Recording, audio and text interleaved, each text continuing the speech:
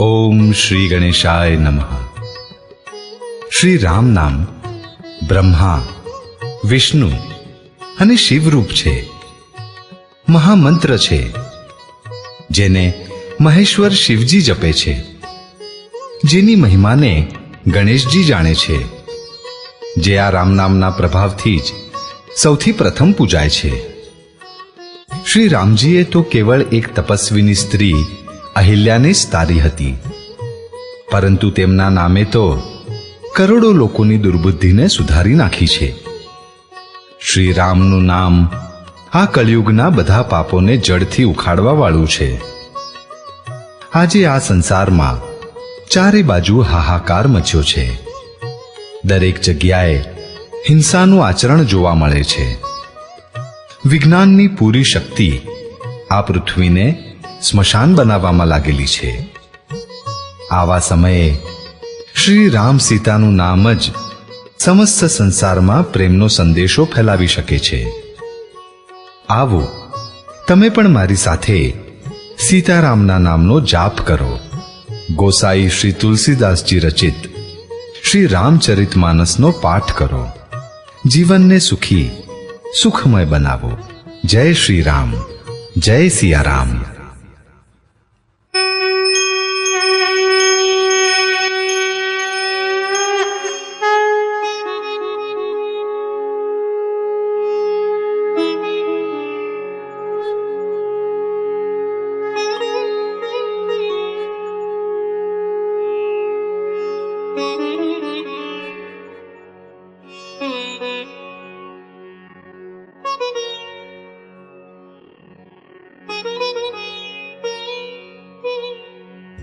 ओम श्री गणेशाय नमः।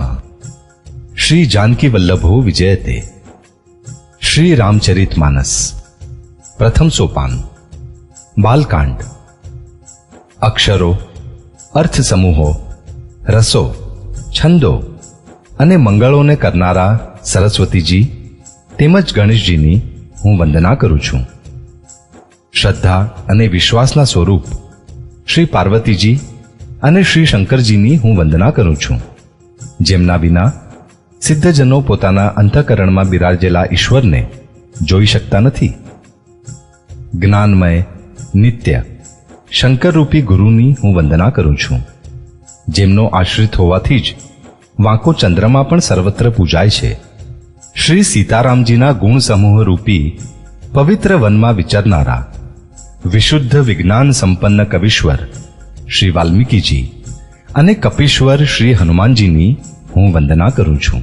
ઉત્પત્તિ, સ્થિતિ અને સંહાર કરનારા, ક્લેશોને હરનારા તથા સંપૂર્ણ કલ્યાણોને કરનારા શ્રી રામચંદ્રજીના પ્રિયતમા શ્રી સીતાજીને હું નમસ્કાર કરું છું, જેમની માયાને સંપૂર્ણ વિશ્વ, બ્રહ્માદિ દેવતાઓ અને અસુરો વશીભૂત છે, જેમના પ્રભાવથી દોરડામાં સર્પના ભ્રમની જેમ આ આખું દ્રશ્ય જગત સત્ય જ પ્રતીત થાય છે, અને જેમના ચરણો જ ભવસાગરને પાર કરવા ઈચ્છનારાઓ માટે એકમાત્ર નૌકા છે। તે બધા જ કારણોથી પર રામ નામે ઓળખાતા ભગવાન હરિની હું વંદના કરું છું।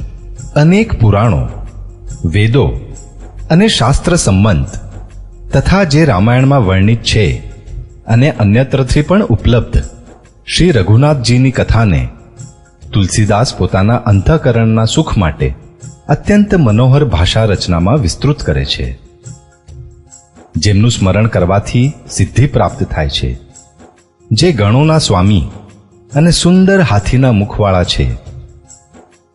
એ જ બુદ્ધિના ભંડાર અને શુભ ગુણોના ધામ શ્રી ગણેશજી મારા પર કૃપા કરો, જેમની કૃપાથી મૂંગો ઘણું જ સુંદર બોલનારો થાય છે અને લંગડો લૂલો દુર્ગમ પર્વત પર ચડી જાય છે। તે કળિયુગના સર્વે પાપોને બાળી નાખનારા દયાળુ ભગવાન મારા પર મહેર કરો, જેમનો નીલ કમળ સમાન શ્યામ વર્ણ છે, જેમના નેત્રો પૂર્ણ રૂપે ખીલેલા લાલ કમળ જેવા છે, અને જેઓ સદૈવ ક્ષીરસાગરમાં શયન કરે છે, તે ભગવાન નારાયણ મારા હૃદયમાં નિવાસ કરો।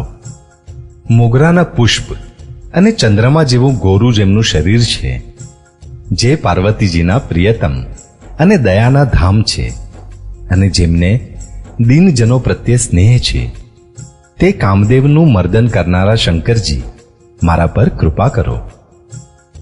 હું ગુરુ મહારાજના ચરણ કમળોની વંદના કરું છું, જેઓ દયાના સાગર અને નર રૂપે શ્રી હરિ જ છે, અને જેમના વચન મહામોહરૂપી ઘોર અંધકારનો નાશ કરવા માટે સૂર્યકિરણોના સમૂહ છે. હું ગુરુ મહારાજના ચરણ કમળોની રજની વંદના કરું છું, જે સુરુચિ, સુગંધ તથા અનુરાગ રૂપી રસથી પૂર્ણ છે. તે અમરમૂળનું ઉત્તમ ચૂર્ણ છે, જે સંપૂર્ણ ભવરોગોના પરિવારને નાશ કરનારું છે. એ રજ સુકૃતિ રૂપી શિવજીના શરીર પર સુશોભિત નિર્મળ વિભૂતિ છે, અને સુંદર કલ્યાણ તથા આનંદની જન્મી છે. ભક્તના મનરૂપી સુંદર દર્પણના મેલને દૂર કરનારી અને તિલક કરવાથી ગુણોના સમૂહને વશ કરનારી છે.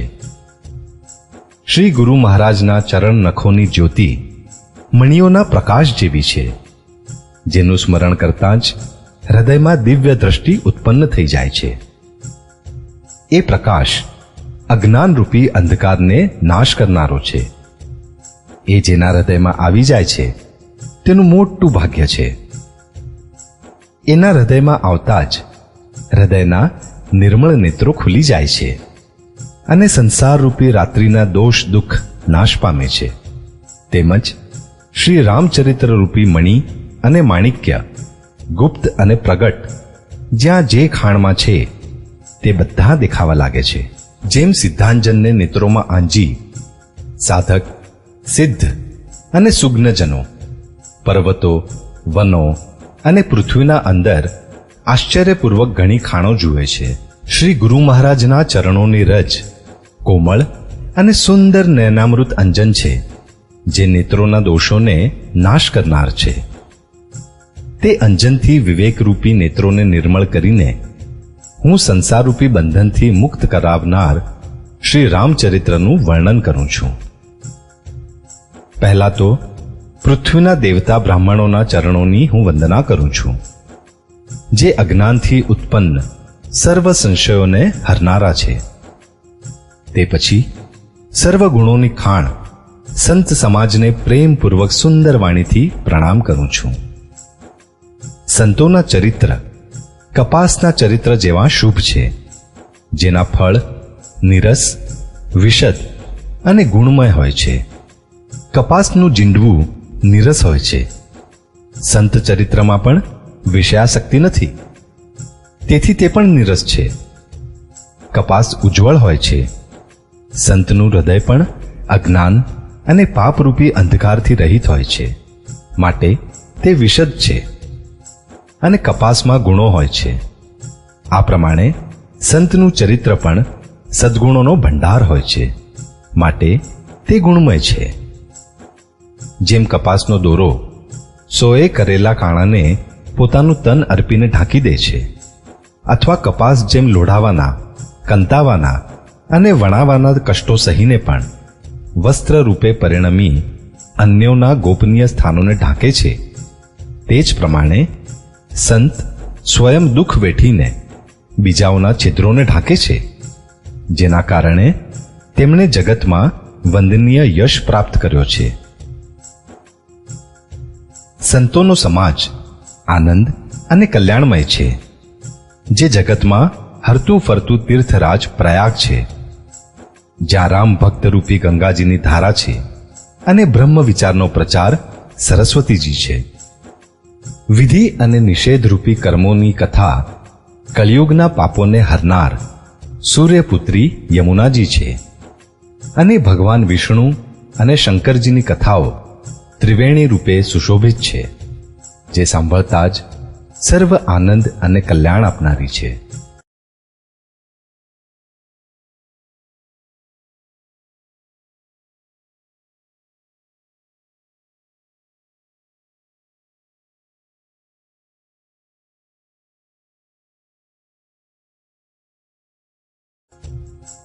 પોતાના ધર્મમાં જે અડગ વિશ્વાસ છે તે અક્ષયવટ છે અને શુભ કર્મ જ તે તીર્થરાજનો સમાજ છે.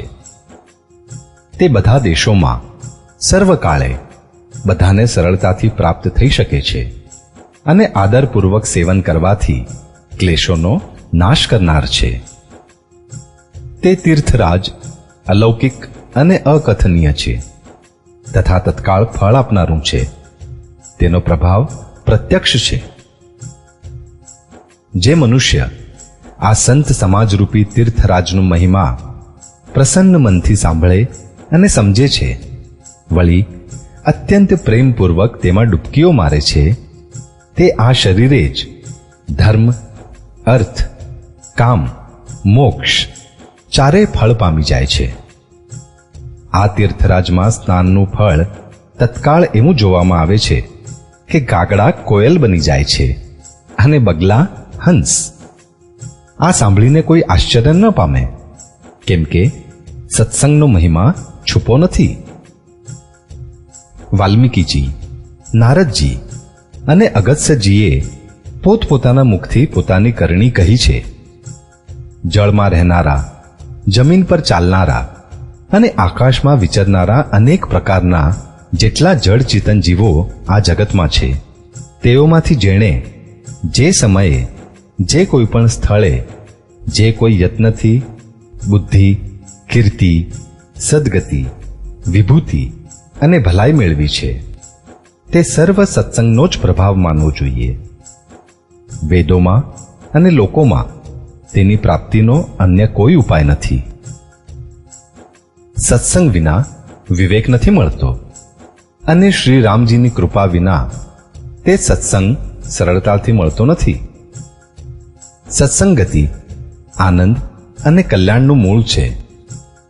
સત્સંગની પ્રાપ્તિ જ ફળ છે અને સર્વે સાધનો તો ફૂલ છે. દુષ્ટો પણ સત્સંગતિ પામીને સુધરી જાય છે. જેમ પારસમણીના સ્પર્શથી લોખંડ પણ સોહામણું થઈ જાય છે. પરંતુ દૈવયોગે ક્યારેક જો સજ્જન કુસંગતિમાં પડી જાય છે તો તે ત્યાં પણ સાપના મણીની જેમ પોતાના ગુણોનું જ અનુસરણ કરે છે. બ્રહ્મા, વિષ્ણુ, શિવ, કવિ અને પંડિતોની વાણી પણ સંત મહિમાનું વર્ણન કરતા સંકોચાય છે. જે મારાથી કોઈ પણ રીતે કહી શકાતો નથી, જેમ શાકભાજી વેચનારાથી મણીઓના ગુણ સમૂહ કહી શકાતા નથી. હું સંતોને પ્રણામ કરું છું, જેમના ચિત્તમાં સમતા છે, જેમનો ન કોઈ મિત્ર છે અને ન કોઈ શત્રુ.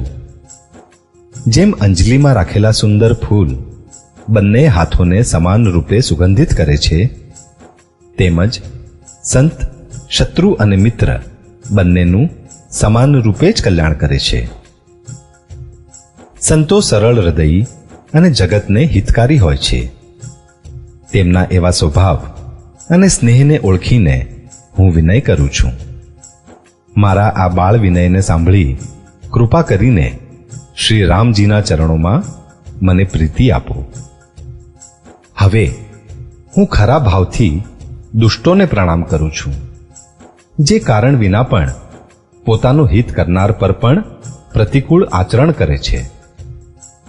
અન્યના હિતની હાનિ જ જેમની દ્રષ્ટિએ લાભ છે, જેઓને બીજાઓના ઉજળવાથી હર્ષ અને વસવાથી વિષાદ થાય છે. જેઓ હરિ અને હરના યશરૂપી પૂર્ણિમાના ચંદ્રમા માટે રાહુ જેવા છે અને અન્યોની નિંદા કરવામાં સહસ્ત્રબાહુ જેવા વીર છે. જેઓ અન્યોના દોષો હજાર આંખોથી જુએ છે અને અન્યોના હિતરૂપી ઘી માટે જેમના મન માખી જેવા છે. જે તેજમાં, અગ્નિ અને ક્રોધમાં યમરાજ જેવા છે. પાપ અને અવગુણરૂપી ધનમાં કુબેર જેવા ધની છે. જેમની વૃદ્ધિ બધાના હિતનો નાશ કરવા માટે કેતુ જેવી છે અને જેઓ કુંભકર્ણની જેમ ઊંઘતા રહે તેમાં જ ભલાઈ છે.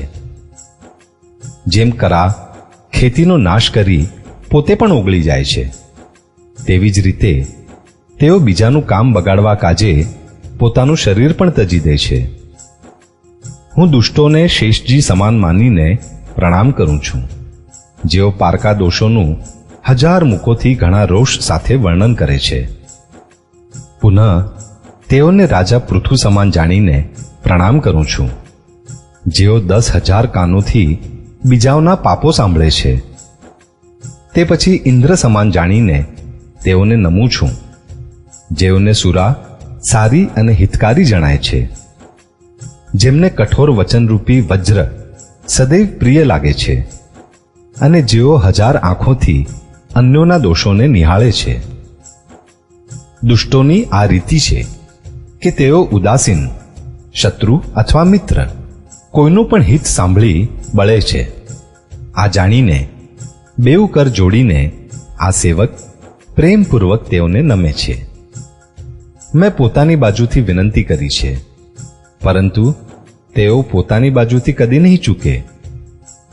કાગડાઓને ઘણા પ્રેમથી પાળો, પરંતુ તેઓ શું કદી માંસના ત્યાગી થઈ શકશે? હવે હું સંત અને અસંત બંનેના ચરણોની વંદના કરું છું. બંને દુઃખ આપનાર તો છે, પરંતુ બંનેમાં થોડોક તફાવત કહેવાયો છે.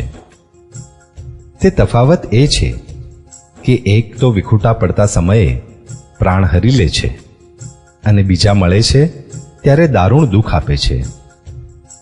બંને જગતમાં એક સાથે ઉત્પન્ન થાય છે, પણ કમળ અને જળોની જેમ તેઓના ગુણ જુદા જુદા હોય છે. સાધુ અમૃત સમાન અને અસાધુ મદિરા સમાન છે. બંનેને ઉત્પન્ન કરનાર જગતરૂપી અગાધ સમુદ્ર એક જ છે. ભલા અને બુરા પોતપોતાની કરણી અનુસાર સુંદર યશ અથવા અપયશની સંપત્તિ પામે છે.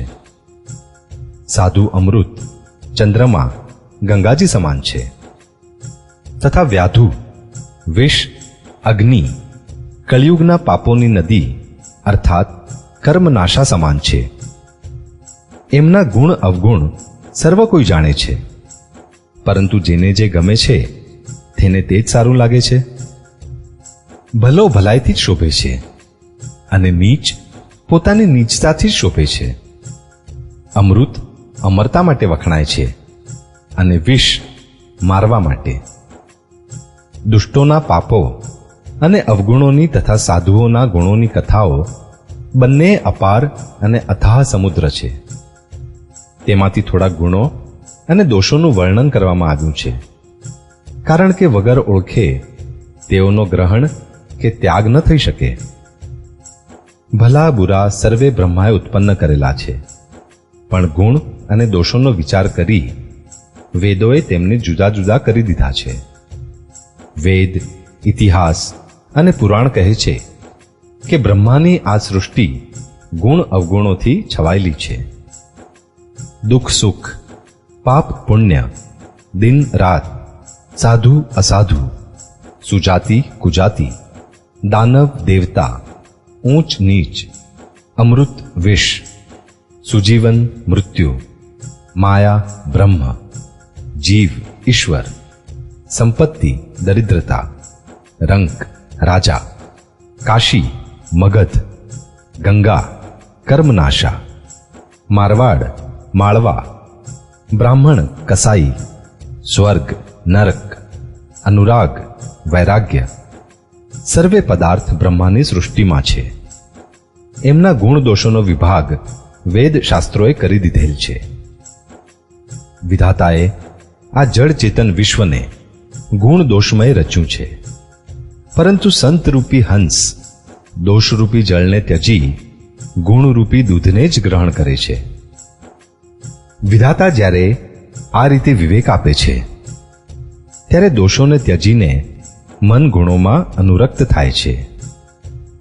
કાળ સ્વભાવ અને કર્મની પ્રબળતાથી ભલા લોકો પણ માયાને વશ થઈ ક્યારેક ક્યારેક ભલાઈને ચૂકી જાય છે.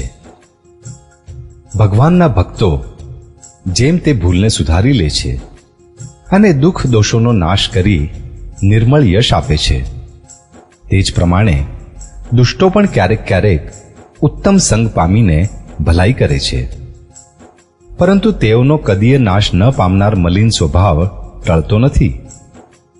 જેઓ ઠગ છે, સારો વેશ બનેલો જોઈને વેશના પ્રતાપે તેઓને પણ જગત પૂજે છે.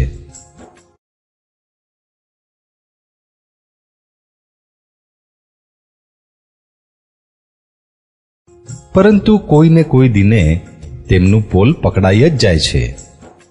જેમ કાલનેમી, રાવણ અને રાહુનું પકડાયું હતું, તેમ છેવટ સુધી તેમનું કપટ નભતું નથી. ખરાબ વેશ ધારણ કરવા છતાં સાધુનું સન્માન જ થાય છે. જેમ જગતમાં જાંબવાન અને હનુમાનજીનું થયું. ખરાબ સોબતથી હાનિ અને સારી સંગતથી લાભ થાય છે. આ વાત લોક અને વેદમાં છે અને બધા જ લોકો એને જાણે છે. પવનના સંગથી ધૂળ આકાશે ઉડે છે અને તેજ નીચ જળના સંગથી કાદવમાં મળી જાય છે. સાધુના ઘરના પોપટ મેના રામ રામ રટે છે અને અસાધુના ઘરના પોપટ મેના ગાળોનો વરસાદ યાદ કરી કરી વરસાવે છે. કુસંગને કારણે ધુમાડો મેષ બને છે. તે જ ધુમાડો સુંદર શાહી બનીને પુરાણ લખવાના કામમાં આવે છે. અને તે જ ધુમાડો જળ, અગ્નિ અને પવનના સંગથી વાદળ બનીને જગતને જીવન આપનાર બની જાય છે. ગ્રહ, ઔષધ, જળ, વાયુ અને વસ્ત્ર આ બધા જ કુસંગ અને સુસંગ પામીને સંસારમાં સારા અને નરસા પદાર્થ બની જાય છે. ચતુર અને વિચારશીલ પુરુષો જ આ વાતને સમજી શકે છે. મહિનાના બંને પખવાડિયામાં પ્રકાશ અને અંધકાર સમાન જ રહે છે, પરંતુ વિધાતાએ તેમના નામમાં ભેદ કર્યો છે. એકનું નામ શુક્લ અને બીજાનું નામ કૃષ્ણ રાખી દીધું. એકને ચંદ્રમાને વૃદ્ધિ આપનાર અને બીજાને ઘટાડનાર સમજીને જગતે એકને સુયશ અને બીજાને અપયશ આપ્યો છે. જગતમાં જેટલા જડ અને ચેતન જીવો છે, બધાને રામમય જાણીને હું તે બધાના ચરળ કમળોની સદા બંને હાથ જોડીને વંદના કરું છું. દેવતા, દૈત્ય, મનુષ્ય, નાગ, પક્ષી, પ્રેત, પિતૃ, ગંધર્વ, કિન્નર અને નિશાચર સર્વેને હું પ્રણામ કરું છું. હવે બધા મારા પર કૃપા કરો. 84 લાખ યોનિઓમાં 4 પ્રકારના જીવ જળ, પૃથ્વી અને આકાશમાં રહે છે. તે સર્વેથી ભરેલા આ સમસ્ત સંસારને શ્રી સીતારામમય જાણીને હું બંને હાથ જોડી પ્રણામ કરું છું. મને પોતાનો દાસ જાણીને દયાની ખાણરૂપ આપ સર્વે મળીને કપટ ત્યજી કૃપા કરો. મને પોતાના બુદ્ધિબળ પર વિશ્વાસ નથી, એટલે હું સૌને વિનંતી કરું છું. હું શ્રી રઘુનાથજીના ગુણોનું વર્ણન કરવા ઈચ્છું છું, પરંતુ મારી બુદ્ધિ ઓછી છે અને શ્રીરામજીનું ચરિત્ર અગાધ છે. તે માટે મને કાવ્યના એક પણ ઉપાય અને અંગનું જ્ઞાન નથી. મારું મન અને બુદ્ધિ દરિદ્રના છે, પરંતુ મનોરથ રાજાનો છે. મારી બુદ્ધિ તો અત્યંત અલ્પ છે અને આકાંક્ષા ઘણી ઊંચી છે. ઈચ્છા તો અમૃત પામવાની છે, પણ જગતમાં છાશ પણ નથી મેળવી શકતો.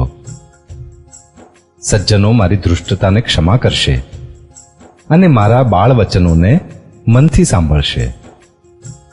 જેમ બાળક જ્યારે તોતડા વચન કહે છે તો તેના માતા પિતા તે પ્રસન્ન ચિત્તથી સાંભળે છે, પરંતુ ક્રૂર, કુટિલ અને ખોટા વિચારવાળા લોકો જ અન્યોના દોષોને જ ભૂષણ રૂપે ધારણ કરનારા છે. તેઓ હસશે. રસીલી હોય કે અત્યંત મોળી, પોતાની કવિતા કોને સારી નથી લાગતી? પરંતુ જેઓ બીજાની રચનાને સાંભળી હર્ષિત થાય છે, તેવા ઉત્તમ પુરુષ જગતમાં ઘણા નથી. હે ભાઈ, જગતમાં તળાવો અને નદીઓની જેમ મનુષ્ય ઘણા છે, જેઓ અન્ય જળ પામીને પોતાના જ પૂરથી વધે છે. સમુદ્ર જેવો તો કોઈ એક વિરલો જ સજ્જન હોય છે જે પૂર્ણ ચંદ્રમાને જોઈ હર્ષિત થઈ જાય છે. મારું ભાગ્ય નાનું છે અને ઈચ્છા ઘણી મોટી છે, પરંતુ મને એક વિશ્વાસ છે કે આને સાંભળીને સજ્જનો સર્વે સુખ પામશે અને દુષ્ટો મશ્કરી કરશે. પરંતુ દુષ્ટોના હસવાથી તો મારું હિત જ થશે. મધુર કંઠવાળી કોયલને કાગડાઓ તો કઠોર જ કહેતા હોય છે. જેમ બગલા હંસને અને દેડકા ચાતકને હસે છે, તેવી જ રીતે મલિન મનવાળા દુષ્ટો નિર્મળ વાણી પ્રત્યે હસે છે. જેઓ કવિતાના રસિક છે, પણ જેઓને શ્રી રામચંદ્રજીના ચરણોમાં પ્રીતિ નથી, તેમના માટે પણ આ કવિતા સુખદ હાસ્યરસનું કામ આપશે. પ્રથમ તો આ ભાષાની રચના છે, બીજું મારી બુદ્ધિ ભોળી છે, એટલે આ હસવા યોગ્ય તો છે જ. હસવામાં તેઓનો કોઈ દોષ નથી.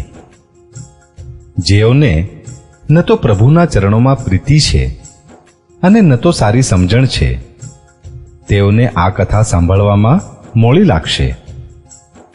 જેમને શ્રી હરિ અને શ્રી હરના ચરણોમાં પ્રીતિ છે તથા જેમની બુદ્ધિ કુતર્ક કરનારી નથી, તેઓને શ્રી રઘુનાથજીની આ કથા મીઠી લાગશે. સજ્જનો આ કથાને પોતાના ચિત્તમાં શ્રી રામજીની ભક્તિથી શોભિત જાણીને સુંદર વાણીથી વખાણ કરતા કરતા સાંભળશે. હું ન તો કવિ છું, ન તો વાક્ય રચનામાં પણ કુશળ છું. હું તો સર્વે કળાઓ તથા સર્વે વિદ્યાઓથી રહિત છું. વિવિધ પ્રકારના અક્ષર, અર્થ અને અલંકાર, અનેક રીતની છંદ રચના, ભાવો અને રસોના અપાર ભેદ તથા કવિતાના જાત જાતના ગુણ દોષ હોય છે. તેમાંથી કાવ્ય સંબંધી એક પણ વાતનું જ્ઞાન મારામાં નથી. આ હું કોરા કાગળ પર લખી સાચે સાચ કહું છું. મારી રચના બધા ગુણોથી રહિત છે, છતાં તેમાં એક જગ પ્રસિદ્ધ ગુણ છે. તેનો વિચાર કરીને સારી બુદ્ધિવાળા પુરુષો, જેઓને નિર્મળ જ્ઞાન છે, આને સાંભળશે. શ્રી રઘુનાથજીનું ઉદાર નામ આમાં છે, જે અત્યંત પવિત્ર છે, વેદ પુરાણોનો સાર છે, મંગળનું ધામ છે અને અમંગળને હરનાર છે. જેને પાર્વતીજી સહિત ભગવાન શિવજી હંમેશ જપ્યા કરે છે. સારા કવિ દ્વારા રચાયેલ જે ઘણી અદ્ભુત કવિતા છે, તે પણ રામ નામ વિના શોભા નથી પામતી.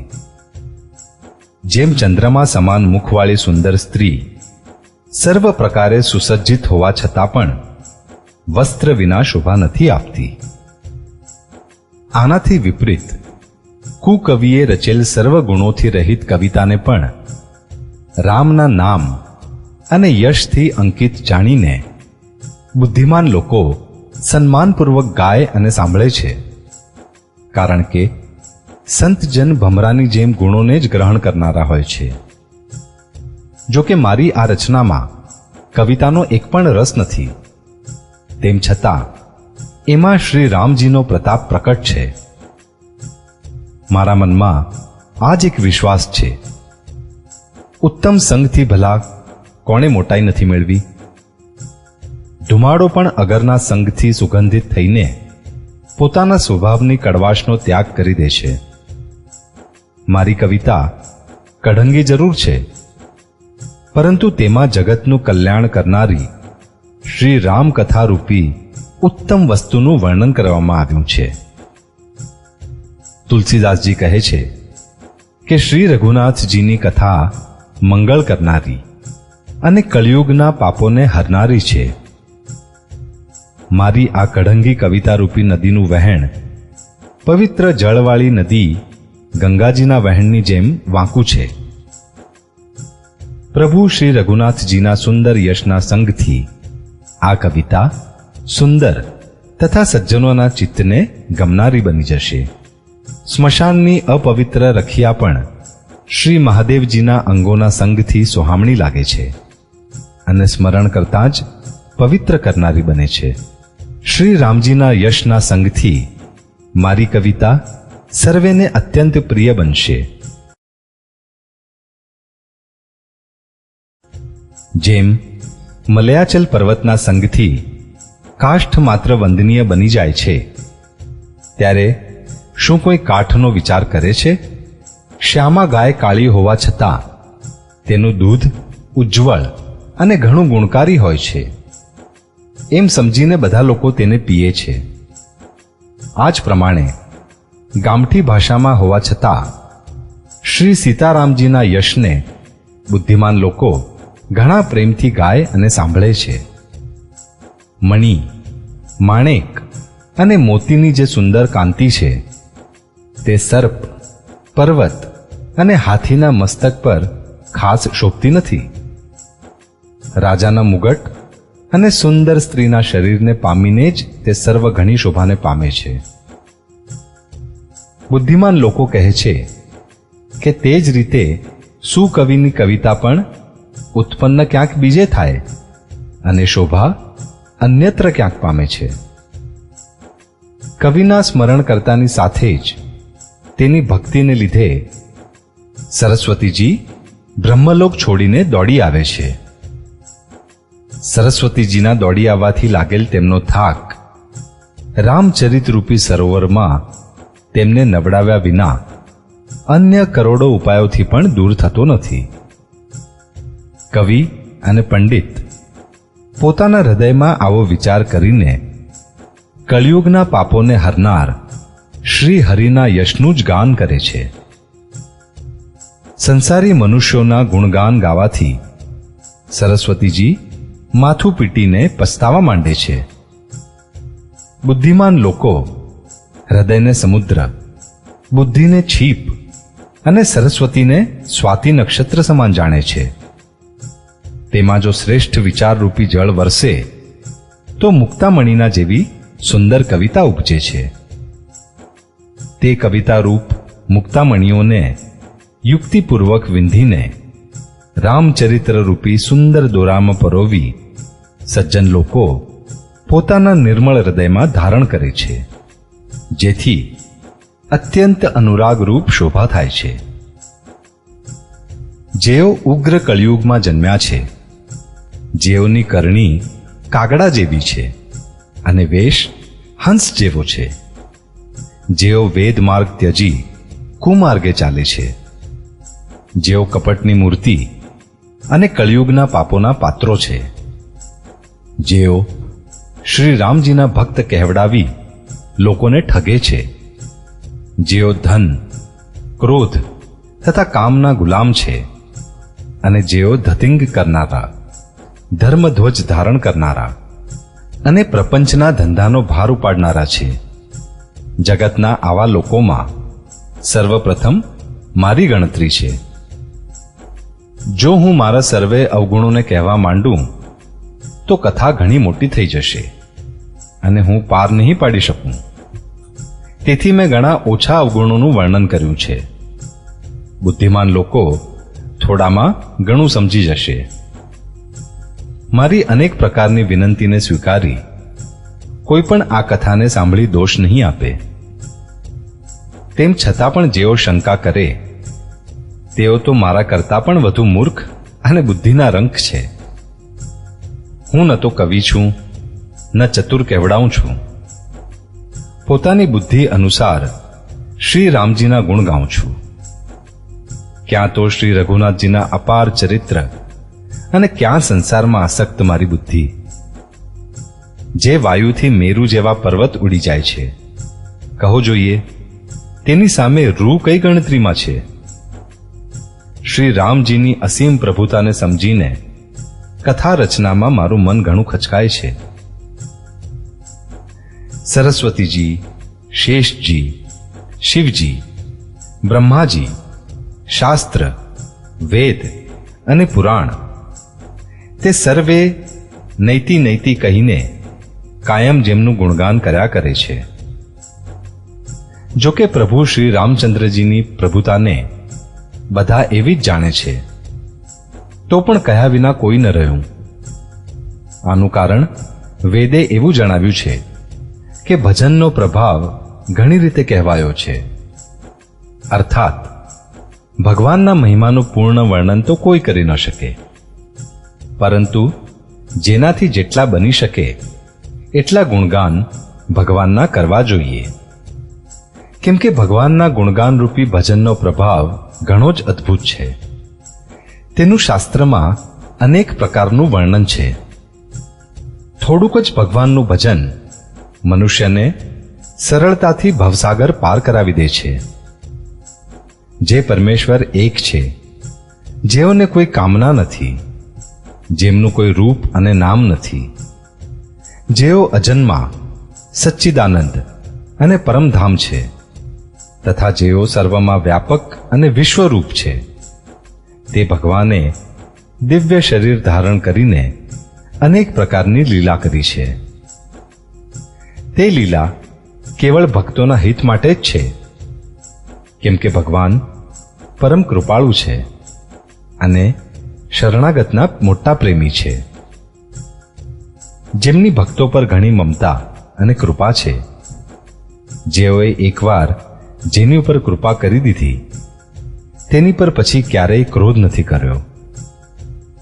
તે પ્રભુ શ્રી રઘુનાથજીની ગયેલી વસ્તુને ફરી મેળવી આપનારા, ગરીબ નવાજ, સરળ સ્વભાવ, સર્વશક્તિમાન અને સર્વેના સ્વામી છે. આમ સમજીને બુદ્ધિમાન લોકો શ્રી હરિના યશનું વર્ણન કરી પોતાની વાણીને પવિત્ર અને ઉત્તમ ફળ આપનારી બનાવે છે. એ જ બળ વડે હું શ્રી રામચંદ્રજીના ચરણોમાં માથું નમાવી શ્રી રઘુનાથજીના ગુણોની કથા કહીશ.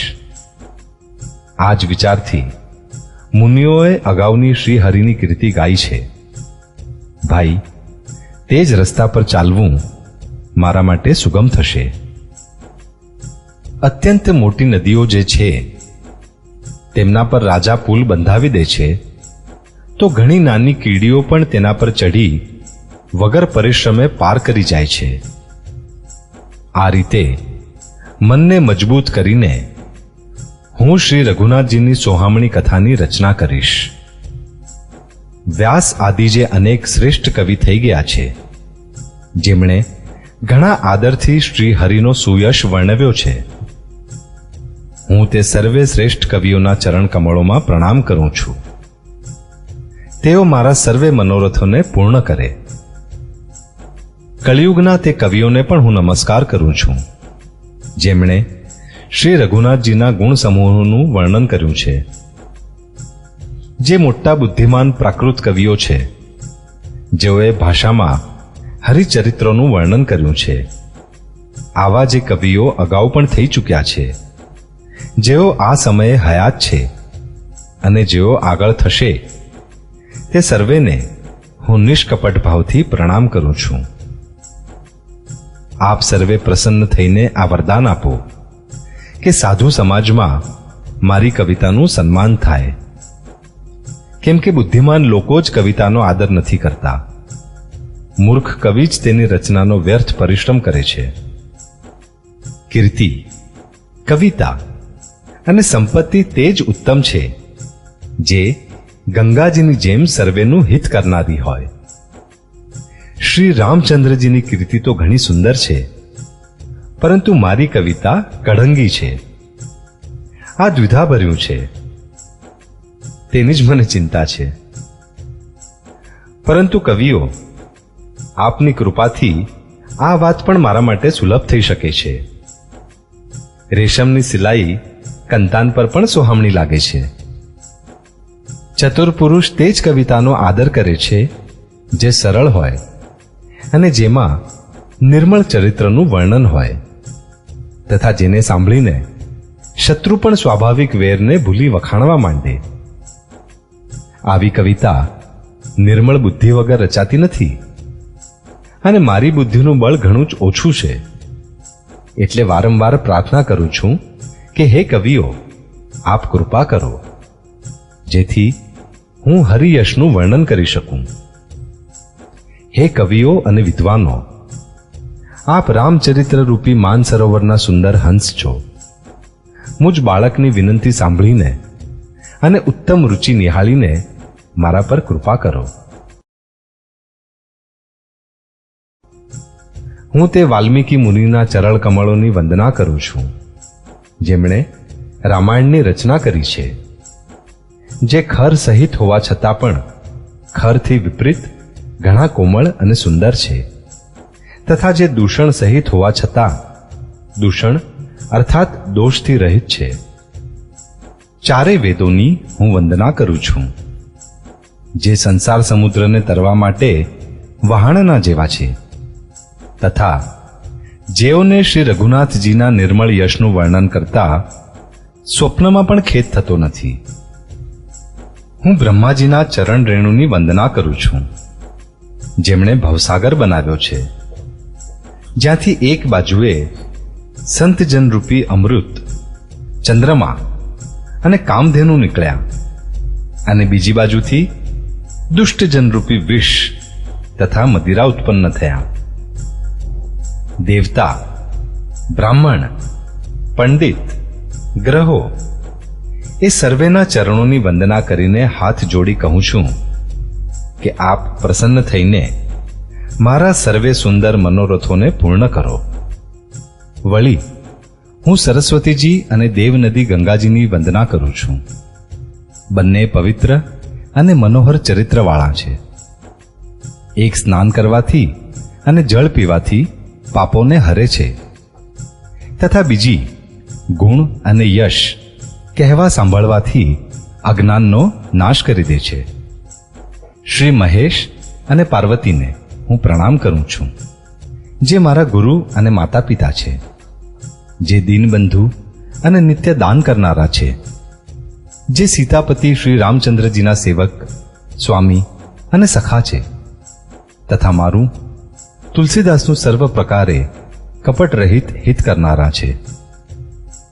જે શંકર પાર્વતીએ કળિયુગને જોઈને જગતના હિત માટે શાબર મંત્ર સમૂહોની રચના કરી, જે મંત્રોના અક્ષર અમેળ છે, જેમનો ન કોઈ ખરો અર્થ હોય છે અને જપ પણ નથી થતો, તેમ છતાં શ્રી શિવજીના પ્રતાપે જેમનો પ્રભાવ પ્રત્યક્ષ છે, તે ઉમાપતિ શિવજી મારા પર પ્રસન્ન થઈને આ કથાને આનંદ અને મંગળનું મૂળ બનાવશે. આ રીતે પાર્વતીજી અને શિવજી બંનેનું સ્મરણ કરીને તથા તેમનો પ્રસાદ પામીને હું હૃદયપૂર્વક શ્રી રામચરિત્રનું વર્ણન કરું છું. મારી કવિતા શ્રી શિવજીની કૃપાથી એવી સુશોભિત થશે, જેમ તારાગણ સહિત ચંદ્રમાની સાથે રાત્રિ શોભિત થાય છે.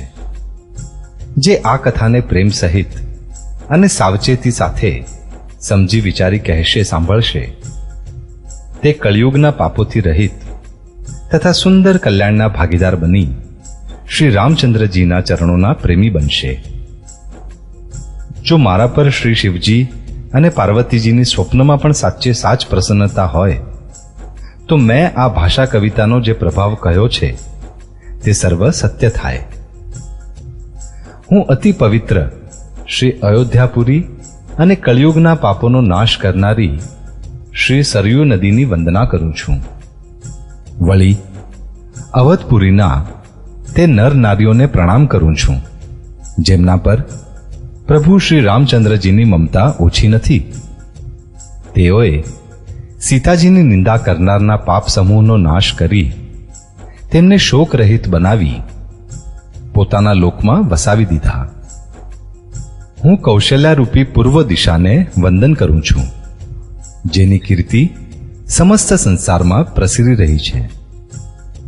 જ્યાંથી વિશ્વને સુખ આપનાર અને દુષ્ટરૂપી કમળો માટે હિમ સમાન શ્રી રામચંદ્ર રૂપી ચંદ્રમા પ્રગટ્યા.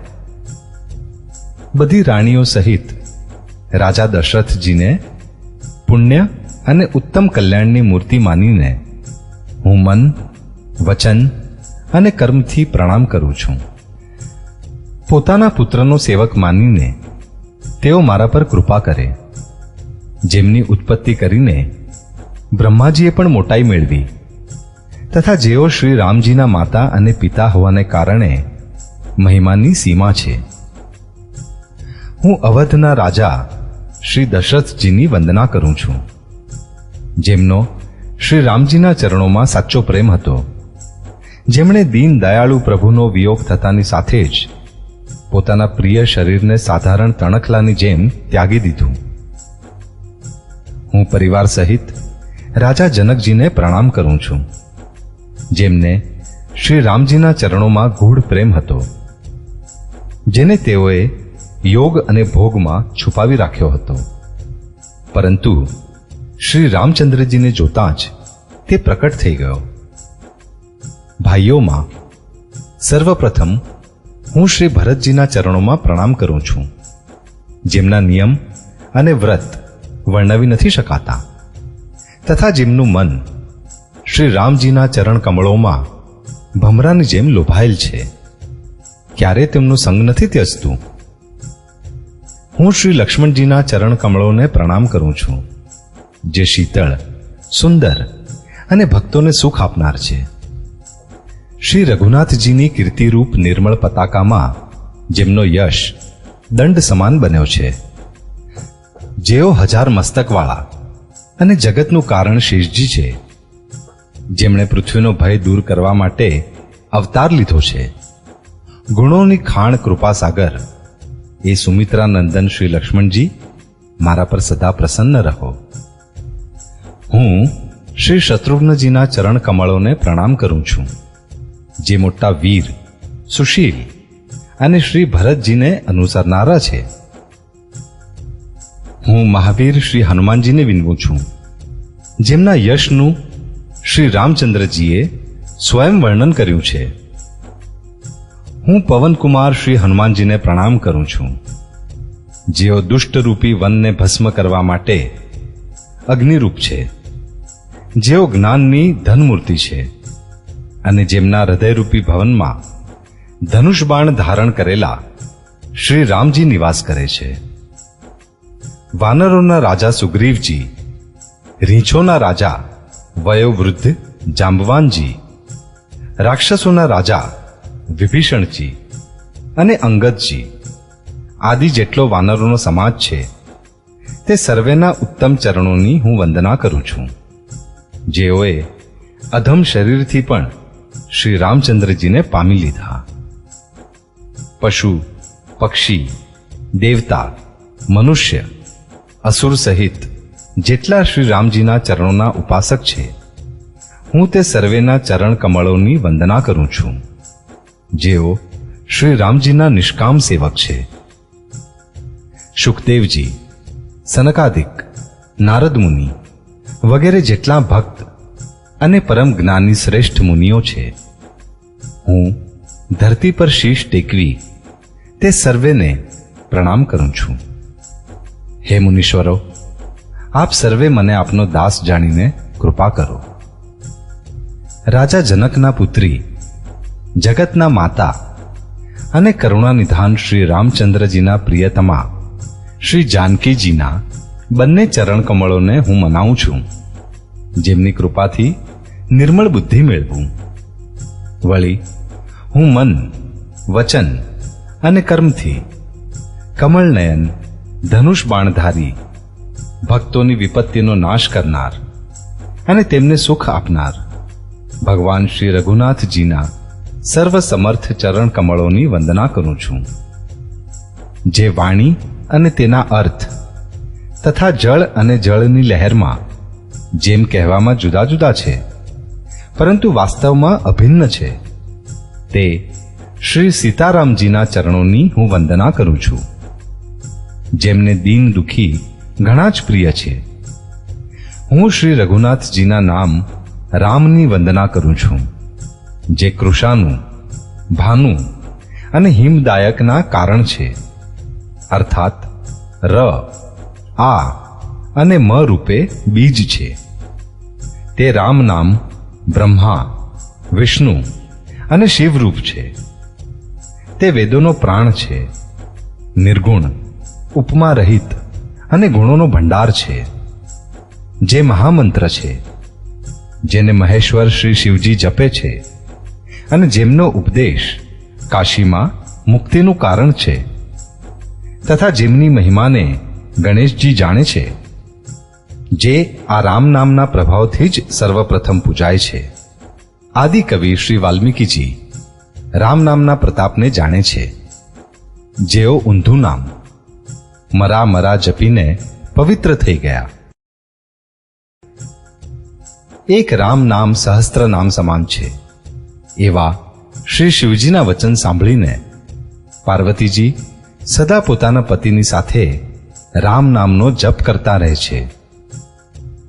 નામ પ્રત્યે પાર્વતીજીના હૃદયની આવી પ્રીતિ જોઈને શ્રી શિવજી પ્રસન્ન થઈ ગયા અને તેઓએ સ્ત્રીઓમાં ભૂષણ રૂપ પાર્વતીજીને પોતાનું ભૂષણ બનાવી લીધા.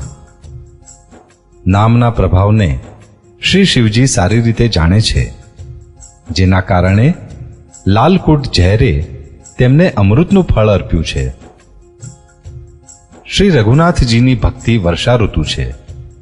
તુલસીદાસજી તથા ઉત્તમ સેવકજનો ઉત્તમ કોટીના સાલી તુલ્ય છે અને રામ નામના બે સુંદર અક્ષર શ્રાવણ ભાદરવાના મહિના છે. બંને અક્ષર મધુર અને મનોહર છે, જે વર્ણમાળા રૂપી શરીરના નેત્રો છે, ભક્તોનું જીવન છે તથા સ્મરણ કરવામાં સર્વે માટે સુલભ અને સુખ આપનાર છે, અને જે આ લોકમાં લાભ અને પરલોકમાં નિર્વાહ કરે છે. એ કહેવા, સાંભળવા અને સ્મરણ કરવામાં ઘણા જ સારા છે. તુલસીદાસને તો શ્રી રામ લક્ષ્મણની જેવા પ્રિય છે, તેનું જુદું જુદું વર્ણન કરવાથી પ્રીતિ અલગ પડી જાય છે. પરંતુ આ જીવ અને બ્રહ્મના સમાન સ્વભાવથી જ સાથે રહેનાર છે. આ બંને અક્ષર નર નારાયણ સમાન સુંદર ભાઈઓ છે. તે જગતનું પાલન અને વિશેષ રૂપે ભક્તોની રક્ષા કરનાર છે. તે ભક્તિરૂપિણી સુંદર સ્ત્રીના કાનોનું સુંદર આભૂષણ છે અને જગતના હિત માટે નિર્મળ ચંદ્ર અને સૂર્ય છે. તે સુંદર ગતિરૂપી અમૃતનો સ્વાદ અને તૃપ્તિ જેવા છે. કચ્છપ અને શેષજીની જેમ પૃથ્વીને ધારણ કરનારા છે. ભક્તોના મનરૂપી સુંદર કમળમાં વિહાર કરનારા ભમરા જેવા છે અને જીભરૂપી યશોદાજીને માટે શ્રી કૃષ્ણ અને બલરામજી જેવા છે. તુલસીદાસજી કહે છે, શ્રી રઘુનાથજીના નામના બંને અક્ષરો ઘણી શોભા આપે છે, જેમનામાં એક છત્રરૂપથી અને બીજો મુગટમણી રૂપે સર્વે અક્ષરોની ઉપર છે. સમજવામાં નામ અને નામી બંને એક જ છે, પરંતુ બંનેમાં પરસ્પર સ્વામી અને સેવકની જેમ પ્રીતિ છે. નામ અને રૂપ બંને ઈશ્વરની ઉપાધિ છે. તેઓ બંને અવર્ણનીય છે, અનાદિ છે અને સુંદર બુદ્ધિથી જ એમનું સ્વરૂપ ઓળખાઈ જાય છે. આમાં કોણ મોટું છે, કોણ નાનું, એમ કહેવું તો અપરાધ છે. એમના ગુણોનું તારતમ્ય સાંભળી સાધુ પુરુષ પોતે જ સમજી જશે. રૂપ નામને આધીન દેખાય છે. નામ વિના રૂપનું જ્ઞાન થઈ ન શકે. કોઈ પણ વિશેષ રૂપ તેનું નામ જાણ્યા વગર હથેળીમાં રાખ્યું હોવા છતાં પણ ઓળખાતું નથી, અને રૂપને જોયા વગર પણ નામનું સ્મરણ કરવામાં આવે તો વિશેષ પ્રેમની સાથે તે રૂપ હૃદયમાં વસી જાય છે. નામ અને રૂપની ગતિની કથા અકથનીય છે. તે સમજવામાં સુખદાયક છે, પરંતુ તેનું વર્ણન નથી કરી શકાતું.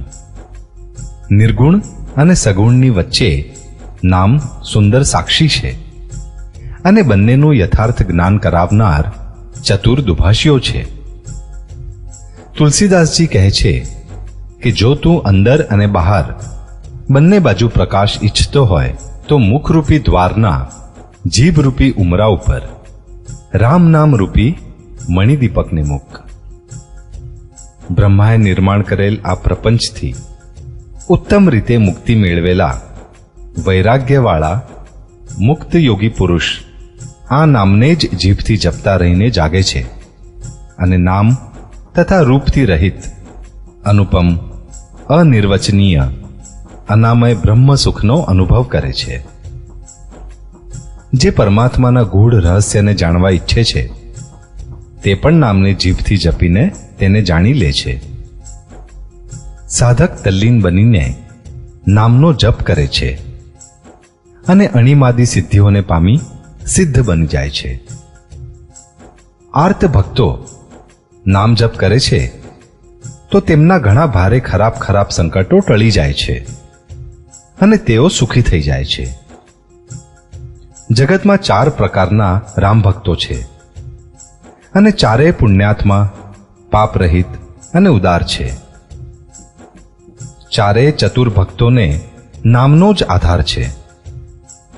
એમાં જ્ઞાની ભક્ત ભગવાનને વિશેષ રૂપે પ્રિય છે. આમ તો ચારેય યુગોમાં અને ચારેય વેદોમાં નામનો પ્રભાવ છે, પરંતુ કળિયુગમાં વિશેષ રૂપે છે. તેમાં તો અન્ય કોઈ ઉપાય જ નથી.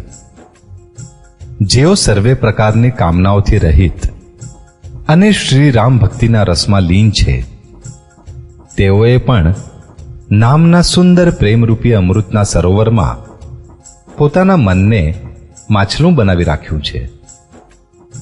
નિર્ગુણ અને સગુણ બ્રહ્મના 2 સ્વરૂપો છે.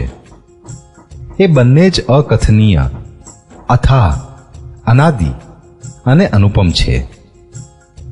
મારા મત અનુસાર નામ આ બંનેમાં મોટું છે, જેણે પોતાના બળે બંનેને પોતાના વશમાં કરી રાખ્યા છે. સજ્જન લોકો આ વાતને મુજ દાસની ધૃષ્ટતા કે કેવળ કાવ્યોક્તિ ન સમજે.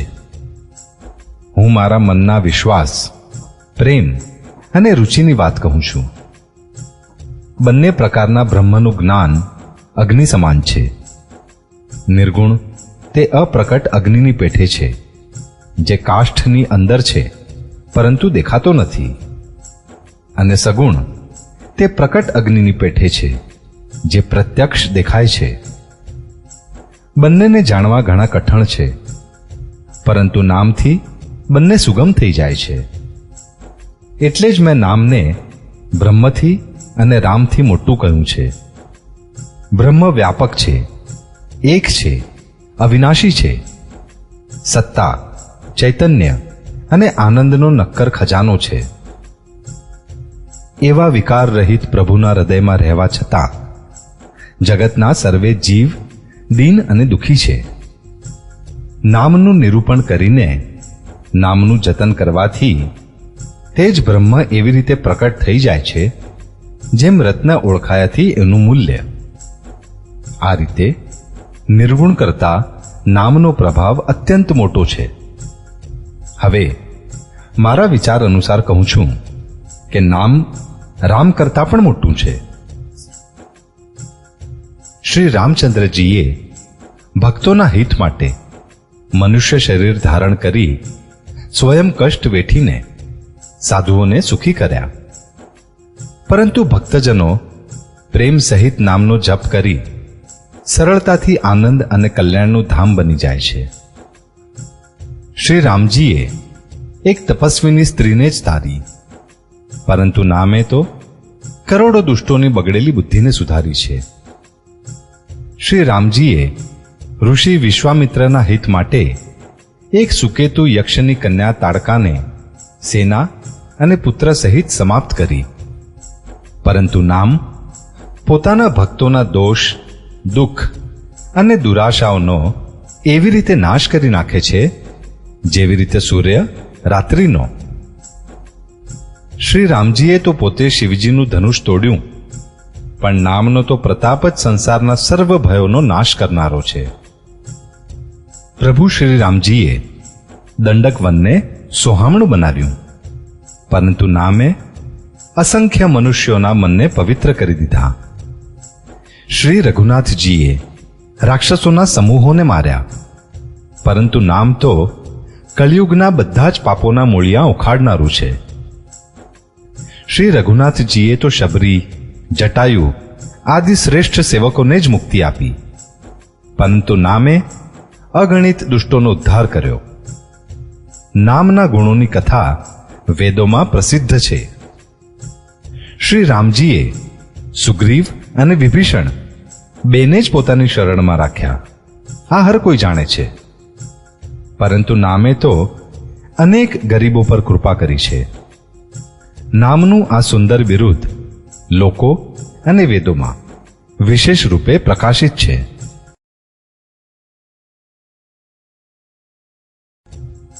શ્રી રામજીએ તો રીંછ અને વાનરોની સેના એકઠી કરી અને સમુદ્ર પર પુલ બાંધવા માટે પરિશ્રમ ઓછો નથી કર્યો, એટલે કે ઘણો પરિશ્રમ કર્યો.